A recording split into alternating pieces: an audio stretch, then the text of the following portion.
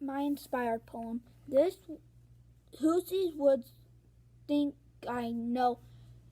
His house is in the village, though he will not see me stopping here to watch his woods fill up with snow. My little horse must think it queer to stop without a farmhouse near. Between the woods and frozen lake, the darkest evening of the year, he gives his harness bells a shake to ask if there's some mistake. The other sounds, the sweeping of each wind and downy flake. And woods are lovely, dark and deep, but I have promises to keep and miles to go before I sleep and miles to go before I sleep. This is my essay. Have you ever written about nature? Well, Robert Lee Frost did.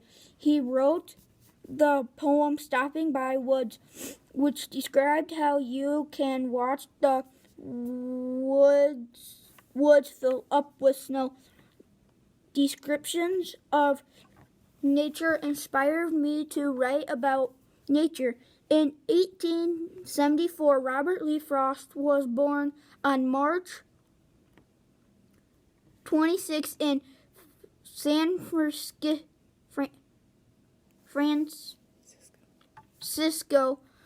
California. In 1885, Robert's father died and his family moved to Lawrence, Massachusetts. In 1894, Robert's first poem was published called My Butterfly, an elegy.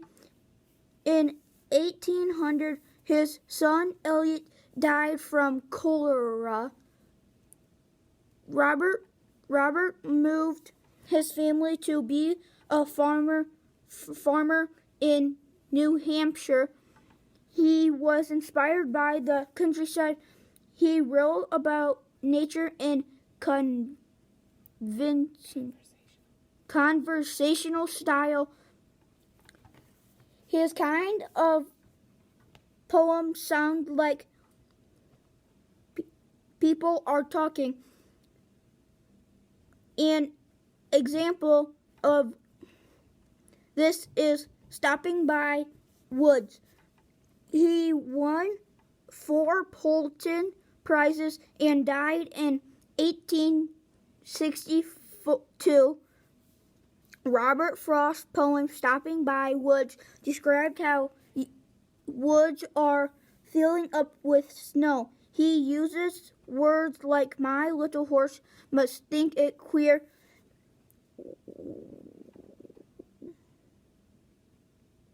His use of imagery made me think of snow. Reading inspired me to write about pine trees with imagery. For example, around the trees are bees. I hope my poem makes children enjoy writing about poems. This is my poem. Inspired by Robert Frost. Pine trees, around the trees are bees. Pine trees, on the trees are ornaments. Also, there are arguments. Some trees can be a treehouse. Some can sit in a treehouse and listen to the rustling trees talking. Some pine trees are tall as giants. Some pine trees are surrounded by trees of orange, brown, and green. Sometimes trees are tall as giants. Pine trees. This is my poet's poem, Dog by Valerie Worth. Under a maple tree, the dog lies down, lolls his limp tongue, yawns, rests his long chin carefully between front paws. looks up, alert, chops with heavy jaws at a slow fly, blinks, rolls on his sides, closes his eyes, sleeps all afternoon in his loose skin. This is my essay. First, have you ever thought about a safety pin? Well, Valerie Worth did. I was inspired by her poem Dog, and it describes a dog under a maple tree taking a nap.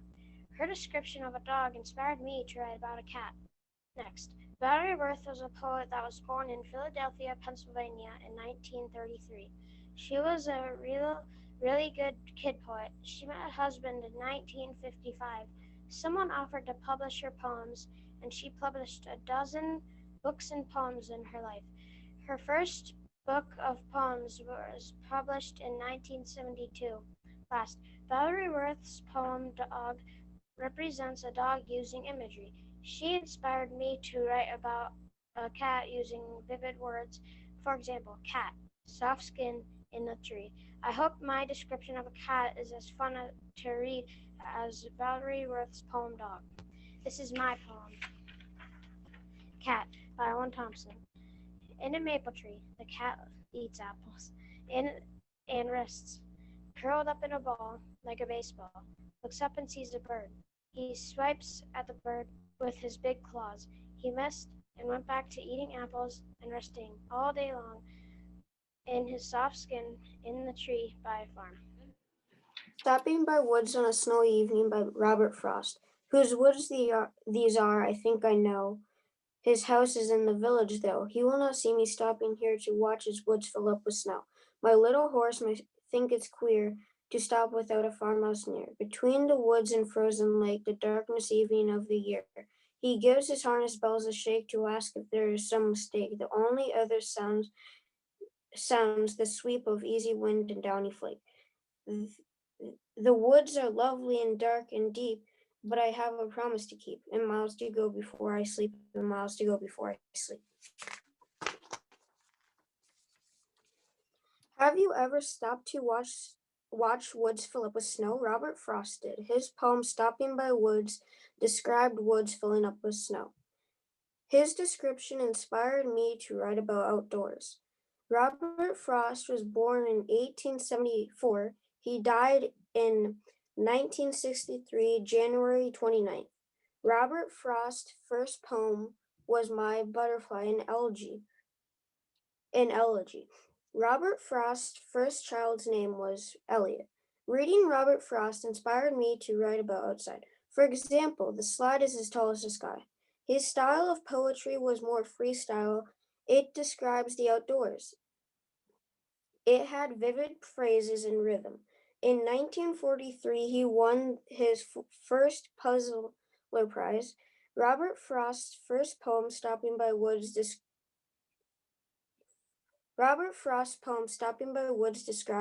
the woods filling up with snow. And I enjoyed frosty trees glazed with snow. It's fun to watch the woods fill up with snow.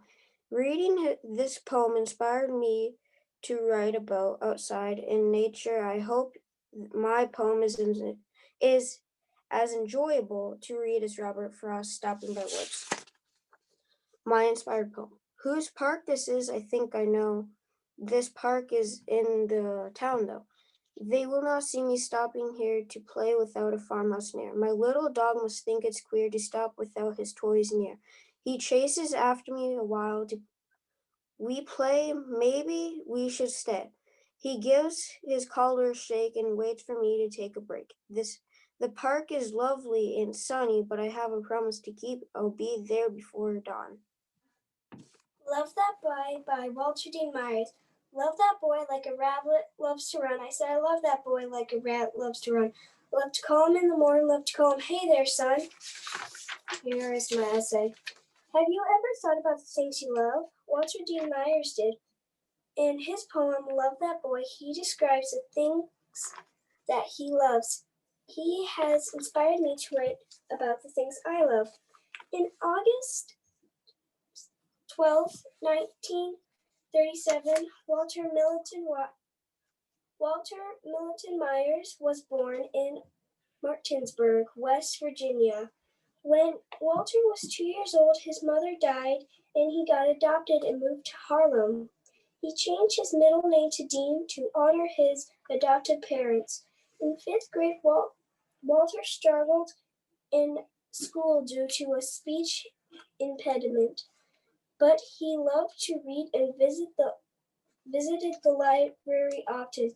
He hid his books in a paper bag so his classmates would not tease him. He began to write his own poems and stories in fifth grade so he would not be embarrassed when he was reading out loud. When Walter was 17, he dropped out of high school to join the army, but before he left, one of his teachers encouraged him to continue writing poetry.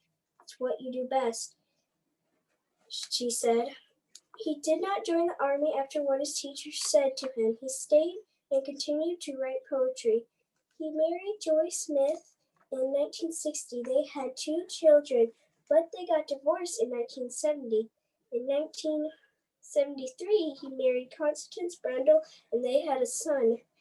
In 1984, Walter graduated from Empire State College and continues to write poetry, short stories, and novels for children and teens. In 1990, he wrote his most famous novel to date, Monster.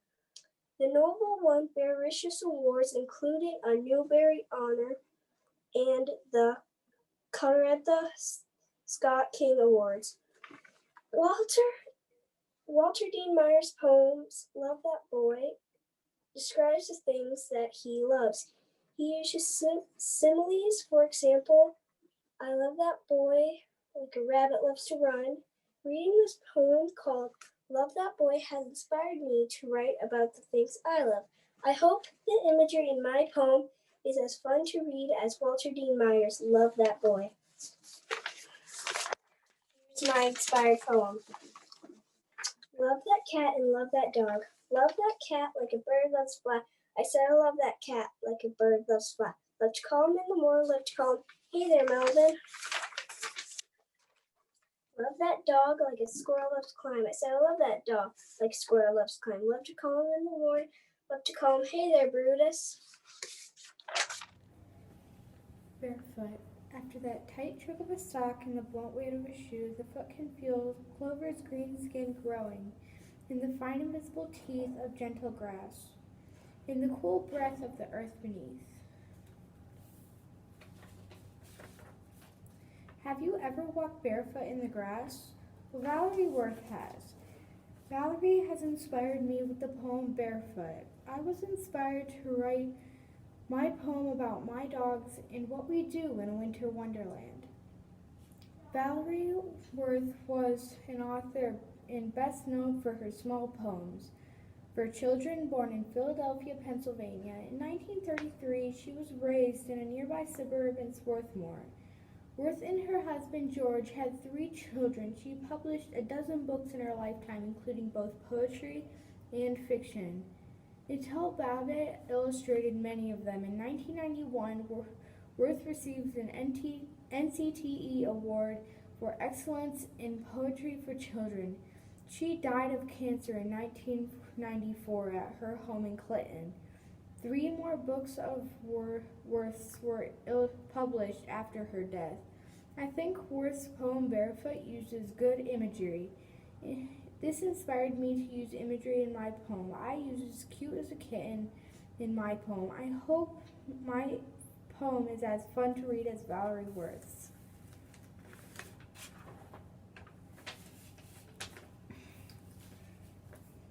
My Dogs in Winter Wonderland, inspired by Valerie Worth. Down under the moon, 2 dogs lie still with no time to kill. All they do is twitch an ear to hear what they hear. Feeling the cool breeze rub against their smooth fur, a rattling comes from the bushes. A rabbit jumps out of the bushes, you see, as cute as a kitten as it looks at me. The rabbit hops off and we go inside. The cold wood floor makes me shiver like stepping in some snow. I go lay down on the couch, they lay on the floor in front of me, and we all fall asleep happily. In the morning we find within a winter wonderland as bright as a cloud. A cool feel chills the air as the snowflakes dance around and hit the soft ground. I let my dogs out. They dance around looking like snow foxes in the winter wonderland. In the winter wonderland, I go get the warmth I need to be out there. I go outside and make a snowy friend. We play around all day. It's time to go. I guess I'll see you again tomorrow. Hope you don't melt away, or I'll see you again another day. For the love of the sun, down it falls slowly as the fisherman in the sky reels in the moon in the sky, so bright in the sky. Goodbye, goodbye, goodbye.